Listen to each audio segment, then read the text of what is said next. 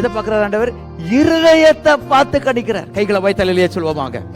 ஆண்டவர் சொல்றாரு, உன் சரீரங்களை நீ பரிசுத்தமாக்குப்பா, அது கர்த்தருக்கு பிரியமானது. ஆண்டவர் எப்பவுமே உன் இருதயத்தை, அதான் நடிக்கிறவள கண்டுபிடிச்சிருவார் ஆண்டவர். நீ நடிக்கிற, நீ ஒழுங்கீனமான. சிலவங்க பார்த்தீங்கன்னா கணவனாருக்கு முன்னாடியே நடிப்பாங்க, பிள்ளைகள் முன்னாடி நடிப்பாங்க, பார்த்திருக்கீங்களா? ஆண்டவர் பார்க்கிற நம்ம இருதயத்தை பார்க்கிற. பரிசுத்தம் இல்லாமல் தேவனை தரிசிக்க முடியாது. கைகளை வைத்தலையே சொல்லுங்க பார்க்க.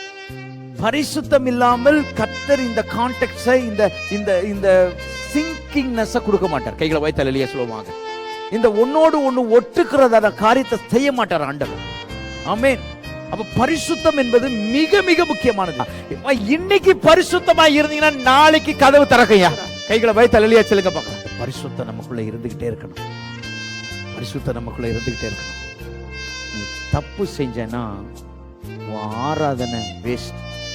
இன்னைக்கு ரட்சிக்கப்பட்டு ஞானஸ்தானம் எடுத்தவன் கூட நீ தப்பு பண்ணிட்டு பாவம் செஞ்சுட்டு வந்து உட்கார்ந்துட்டு நீ வந்து என்ன தான் ஆராதிச்சாலும் உன் ஆராதனை இந்த கூடைக்கு மேல போகாதியா? உன்னை சரி செய்துக்கிறதுக்காக கர்த்தர் சொல்லுகிற வார்த்தை.